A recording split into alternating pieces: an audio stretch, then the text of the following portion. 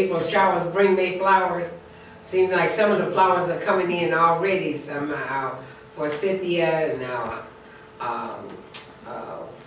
tulips are up, and the daffodils are up, and so it's a lot of little blooming. The early blooms are up and out, so we're kind of excited about it. And I have my guest here, my friend. She's one of the Musketeers. my favorite friend, Susan. Susan Robinson. She's been with me many years, working with the garden, and she's back here from Miami. No, Florida. Orlando. Near Orlando, Florida. Yes. Yes, that's where she sort of spends some of her winter, where she's where all the pretty weather is. But the tornadoes is kind of heavy down that way, isn't it? There have been some. Have been some, yes. But I'm so glad that Susan is back. She's the one that helped me so much in keeping me straight on the planting time and other things that we like to discuss. She and I have the same forte. We love plantings. We love seeing things grow. And so I'm just happy to have her here with me today. Once of all, and for all that, if you all want to call in today, you can call us here and get in on the conversation. And the phone number is 269-927-1527. So you can call us at any time that you'd like to join us here in conversation. But Susan is gonna talk with us. We're gonna talk today about the things that's ready for planting. We know that the grass now, you can start fertilizing our grass because it's getting plenty of rain and some days sunshine, and it's going to be growing like crazy. So you'll get your lawnmowers ready to start cutting the grass. I've got to do some myself. But it's that time again, and I'm happy to see spring come because we had a really cold winter. I'm telling you, it was really cold. Susan, we got some early plantings that we're going to be starting. Our tiller, he told me today that he'll probably be tilling Monday. Oh, that's good. And so he's got his tractor and everything here. So on my way up, he stopped and said that he's ready to go for it. But the ground is kind of saturated. He can't do it before probably maybe Monday if the rain holds up. Well, some of the things, if your ground is prepared, what should I do? No, don't worry about that. Okay. Well, some of the things, if your ground is prepared, some of the things that you can plant right now, things that can be planted from seed are beets, carrots, lettuce, peas, turnips, all of your greens. And something that can be planted from what's called a set, which is just a little small onion. It's called an onion set. Yes. And that's just a little small onion. And potatoes, they're called seed potatoes, but they're not really seeds. It's like a whole potato, but they're specially certified potatoes that you buy from your nursery.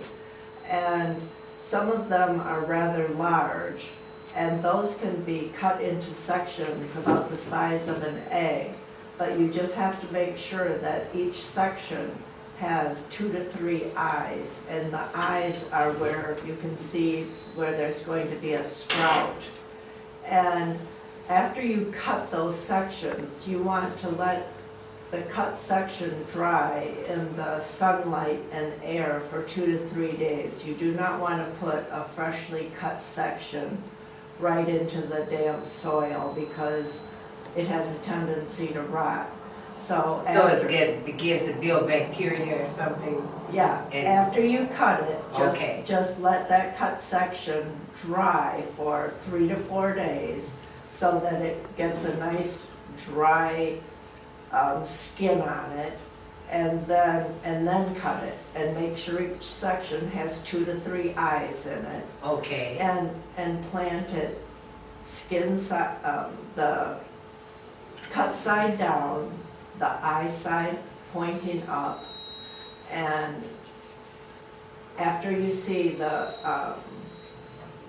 shoots start to come up, you can do something that's known as hilling up, and that's where you just draw soil from each side of the plant with a hoe, and you just draw soil around the shoot, the stem that's coming up, and that creates like a little mound or hill, and that gives the potato more room to grow, and it prevents any greening of the potato, and you don't want any of your potatoes to get green because that's poisonous. So that's something that can be planted now. Those are all things that can be planted from seed. Now, some things that can be planted right now from transplants are broccoli, cabbage, cauliflower, kohlrabi, Swiss chard. Swiss chard you could also plant from seed, but can we plant Swiss chard now? yes. Okay. Yes. You can plant it from seed or from transplant. Okay, But the broccoli, cabbage, cauliflower, if you want to get, just a minute, we got some caller. oh, Calling, you on the line?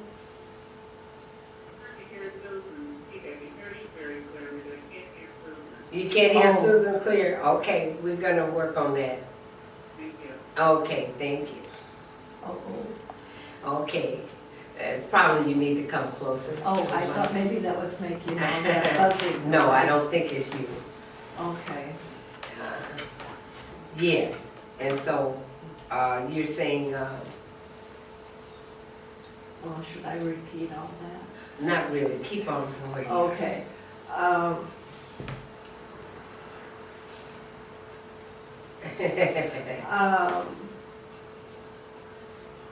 The brassicas now is Yeah, the the, main yeah, thing. the brassicas, the broccoli, the cabbage, the cauliflower, the kohlrabi, those are all going to be best if you put them in as transplants now. Okay, They like the cool weather, and so if you start them off as transplants, they will be giving you something to harvest very quickly. The rest of the seeds that I mentioned, they will do well in the cool weather. Now, later in the month, this is still the month of May, you will be able to plant, if it warms up. I mean, I looked at the 10-day forecast, and they were still saying that the temperatures were going to stay fairly cool. mm-hmm, And the soil has to be warm before you plant the things I'm going to suggest now. So don't go by the date, go by the warmth factor.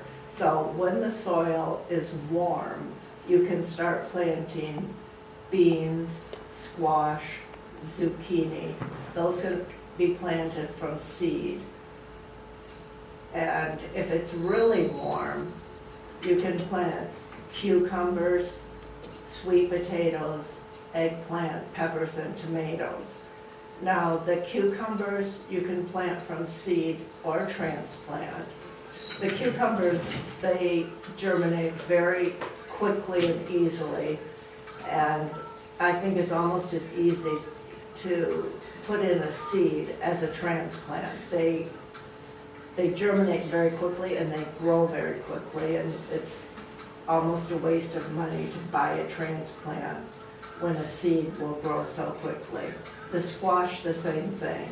A seed will grow and catch up with a transplant very quickly. Beans, you almost have to plant seeds. Now, the sweet potatoes, they come from something called a slip. And a slip is just a little rooted cutting. And you want to buy those from your nursery, and you just plant those. They'll be Okay, I got it. Thank a little bit of stem with roots on, and you just plant the rooted part, and they will take off very quickly. But you do have to have nice warm soil for that. Eggplants, you plant those at the same depth that the plant is in the little pot. Peppers, the same, you plant those at the same depth as it's in the pot. Tomatoes, oftentimes when you buy those, they tend to be very leggy. That is, that they're all tall and stretched out. Now, the tomato, you can dig a shallow trench Mm-hmm. and plant a long part of that stem in the trench. You don't want to plant the tomato at the same depth as it is in the pot. You want to bury a whole bunch of that stem so that just a little bit of the top part pokes out, because you don't want a long skinny stem. It's going to make for a weak plant. Okay, so that's why they be so leggy and so easy to flop over. But if you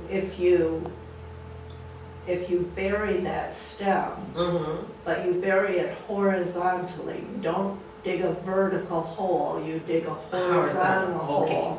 And then it roots all along the whole length of that stem. Oh. You get a much stronger tomato plant, and you get a nice sturdy tomato plant. So you can plant a tomato plant, not at the depth that it's in the pot, but But Yeah. horizontally. horizontally, and just have the tip of it poking up above the soil. You'll get a much sturdier plant. What about the suckers once they start growing? They were saying